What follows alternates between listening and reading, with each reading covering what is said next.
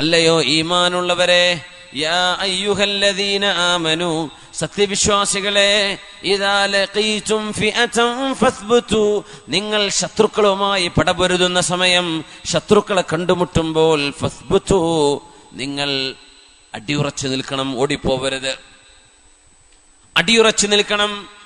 വദ്കുറുല്ലാഹ കസീറാ, നിങ്ങൾ അല്ലാഹുവിനെ ഒരുപാട് ഓർക്കേണമേ, ധാരാളം ദിക്ർ ചൊല്ലേണമേ. ലഅല്ലകും തുഫ്ലിഹൂൻ, നിങ്ങൾക്ക് അല്ലാഹു വിജയം തന്നേക്കും, നിങ്ങൾക്ക് അല്ലാഹു വിജയം തരും. അടിയുറച്ചു നിൽക്കുക നന്മയിൽ. നന്മ എത്ര വേണമോ അത്രയും നന്മയിലേക്ക് ഓടിവരെ. ഏതൊക്കെ നന്മകളുണ്ടോ എല്ലാം. അന്നൊരു ദിവസം രാവിലെയാണ് റസൂലുള്ളാഹി സ്വല്ലല്ലാഹു അലൈഹി വസല്ലം തങ്ങൾ ചോദിച്ചത്.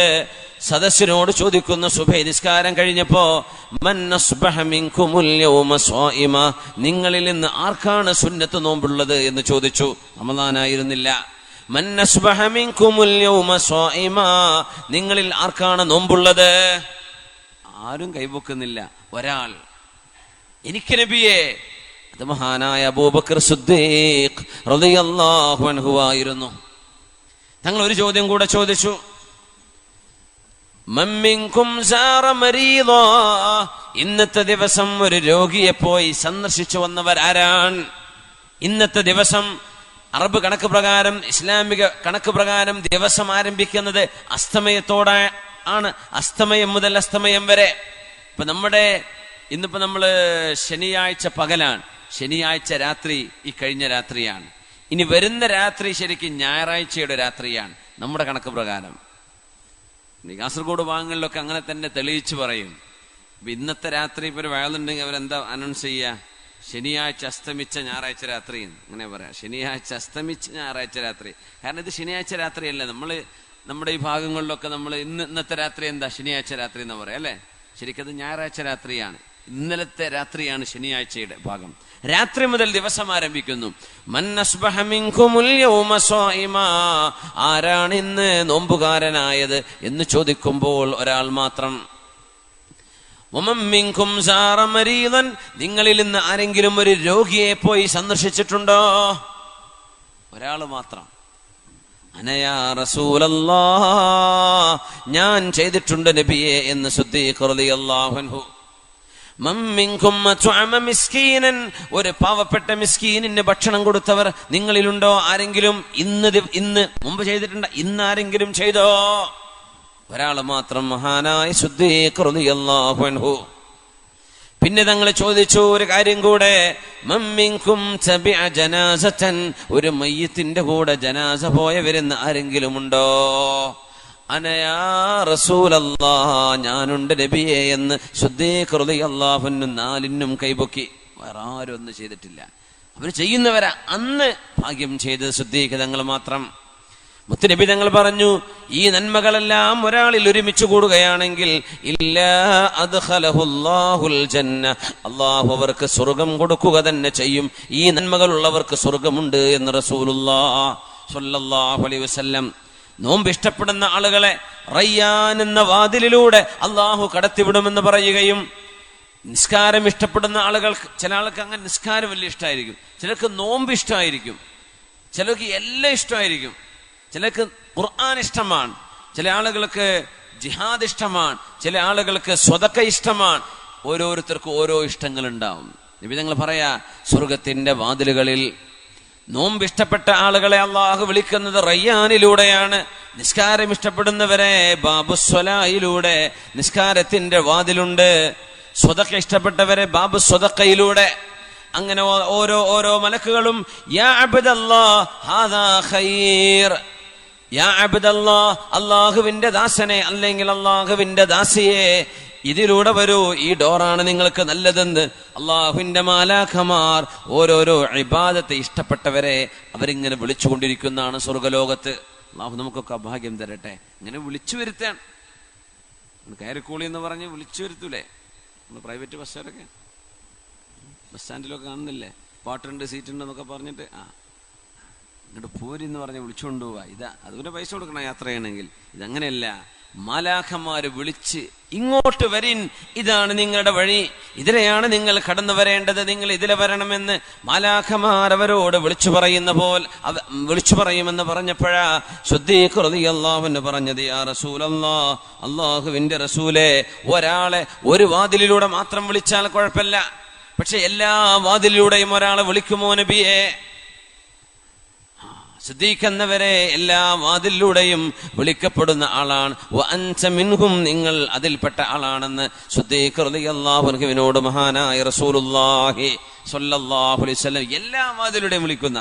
അതിനിടയ്ക്ക് നമ്മുടെ വളണ്ടിയർമാർ ബക്കറ്റായിട്ട് വീഴും. നമ്മളെ രാജുവിടെ വളണ്ടിയറായിട്ടില്ലേ? രാജു ബക്കറ്റായിട്ട് ഇറങ്ങണില്ലേ? മനം പിടിച്ചിരിക്കുക? കുഴപ്പമില്ല. നമ്മുടെ രാജേഷ് പ്രധാനപ്പെട്ട വളണ്ടിയർ ക്യാപ്റ്റനാണ്.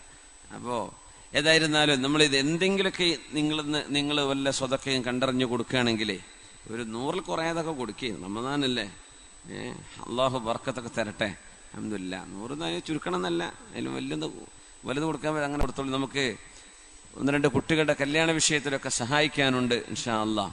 അപ്പോൾ ആ വഴിക്കാണത് കാര്യങ്ങൾ നീങ്ങുക. അതുകൊണ്ട് ഇൻഷാ അള്ളാഹ് നിങ്ങളൊക്കെ ഒന്ന് കണ്ടറിഞ്ഞു കൊടുക്കുക. അള്ളാഹു തആല വിജയിപ്പിക്കട്ടെ. ആമീൻ യാ റബ്ബൽ ആലമീൻ. സഹോദരിമാരൊക്കെ നല്ല നല്ല സ്വതക്കങ്ങൾ കൊണ്ടുവന്നിട്ടുണ്ടാകും. എന്ത് ചെയ്യാം, നല്ല നിയ്യത്ത് വെച്ചിട്ട് കൊടുക്കുകയും നമുക്ക് പ്രത്യേകമായിട്ട് ദുആ ചെയ്യുകയും ചെയ്യാം. അള്ളാഹു ഖബൂലാക്കട്ടെ. ആമീൻ യാ റബ്ബൽ ആലമീൻ.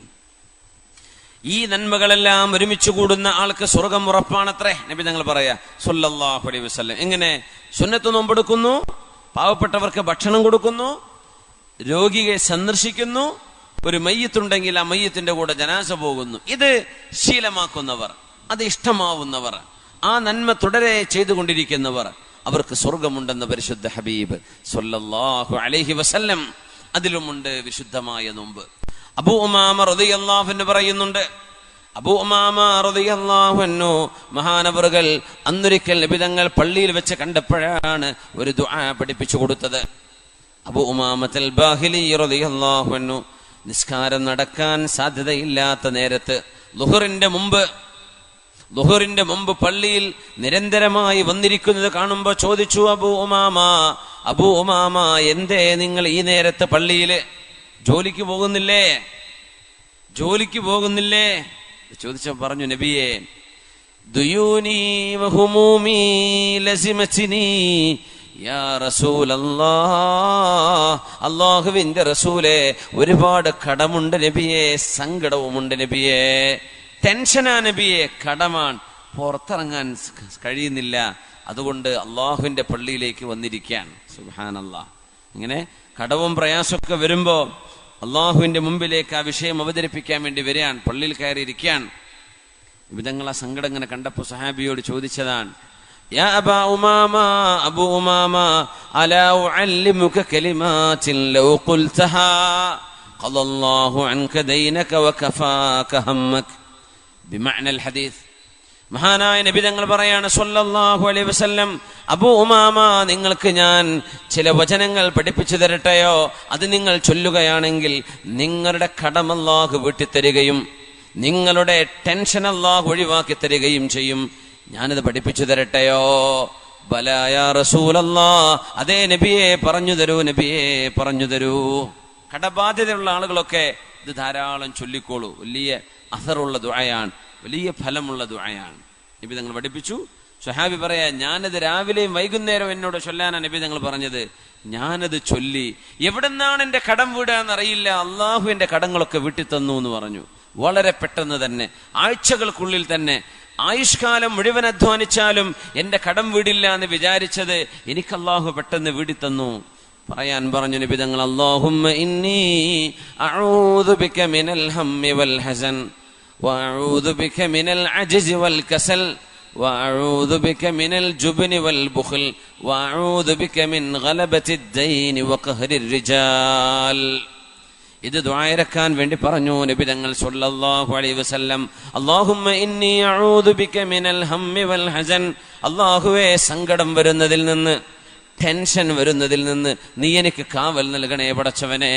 വഅഊദു ബിക മിനൽ അജ്സി വൽ കസൽ, അല്ലാഹുവേ, മടിയാവുക, ആലസ്യം, ഒന്നിനും ഉന്മേഷമില്ല.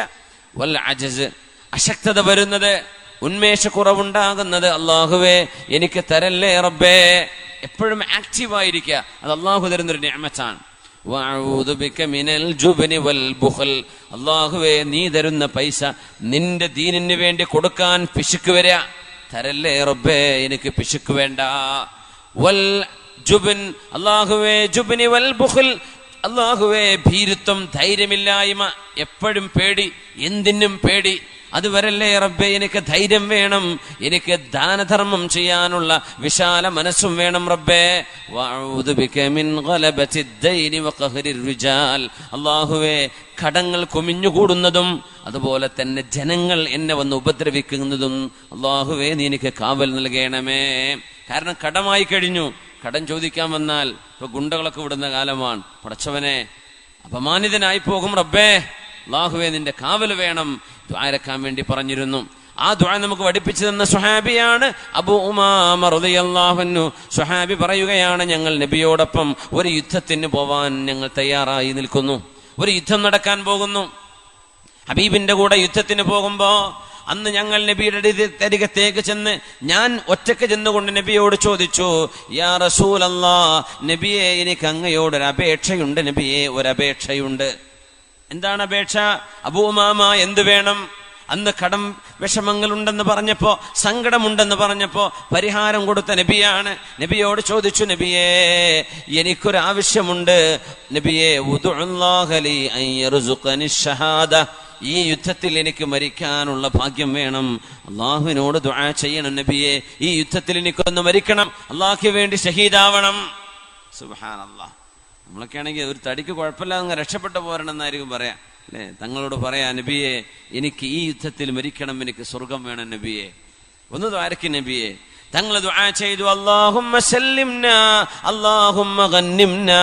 പടച്ചവനെ, ഈ യുദ്ധത്തിൽ ഞങ്ങളെയൊക്കെ രക്ഷപ്പെടുത്തണം, അല്ലാഹുവേ, ഈ യുദ്ധം ഞങ്ങൾക്ക് വിജയമാക്കി തരണം.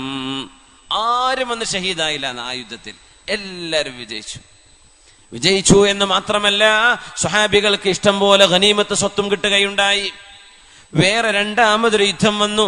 അന്നും മഹാനവറുകൾ പറഞ്ഞു, യാ റസൂലല്ലാഹ്, നബിയേ, ഇസ്അലില്ലാഹ ലന ഷഹാദ. അല്ലാഹുവിനോട് ഞങ്ങൾക്ക് രക്തസാക്ഷിത്വം വേണം നബിയേ, ഒന്ന് ചോദിക്കും നബിയേ. നബി ദുആയിരുന്നു, അല്ലാഹുമ്മ സല്ലിംനാ അല്ലാഹുമ്മ ഗന്നിംനാ. പടച്ചവനെ, ഞങ്ങളെയൊക്കെ രക്ഷപ്പെടുത്തണം, ഞങ്ങൾക്ക് ഗനീമത്ത് സ്വത്ത് വേണം. അന്നും ആരും ഷഹീദായില്ല. മൂന്നാമത്തെ തവണ നബിയോട് വന്ന് ചോദിച്ചു, നബിയേ, ഒന്ന് ദുആരക്ക് നബിയേ, ഞങ്ങൾക്ക് രക്തസാക്ഷികളാകണം.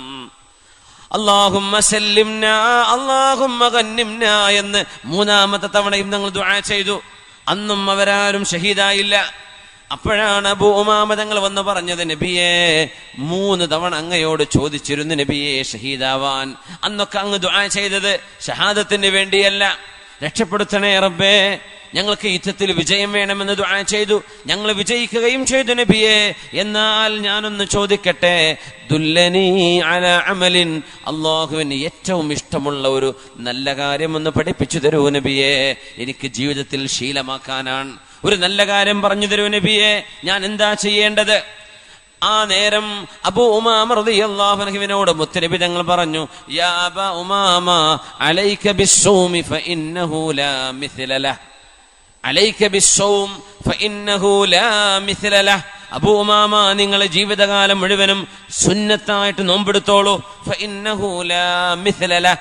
അതിന് പകരം വെക്കാൻ പറ്റുന്ന ഒരു കർമ്മം വേറെ ഇല്ല അബൂ ഉമാമ, നോമ്പെടുത്തോളൂ എന്ന് ഹബീബായ തങ്ങൾ ഉപദേശിച്ചു.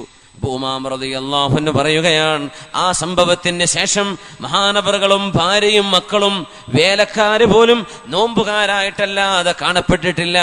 ആ വീട്ടിൽ പകൽ പുക ഉയരുമായിരുന്നില്ല.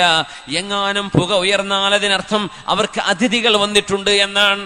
അങ്ങനെ നോമ്പൊരു ശീലമാക്കി കൊണ്ട് നടന്നതിന്റെ ശേഷം അല്ലാഹുവിന്റെ റസൂലിനോട് ചോദിച്ചു, നബിയേ, അങ്ങയോട് ഷഹാദത്ത് ചോദിച്ച് അങ്ങ് ദുആ ചെയ്യാതെ വന്നപ്പോ ഒരു നന്മ പഠിപ്പിച്ചു തരണമെന്ന് പറഞ്ഞപ്പോ നോമ്പെടുക്കാൻ വേണ്ടി പറഞ്ഞു. ഞാനും എന്റെ മക്കളും എന്റെ ഭാര്യയും ഒരുപാട് നോമ്പെടുത്തു നബിയെ, നോമ്പുകാരാണ്. ഇനി എന്തെങ്കിലും ഒരു നന്മ ഒന്നുകൂടെ പഠിപ്പിച്ചു തരൂ നബിയേ.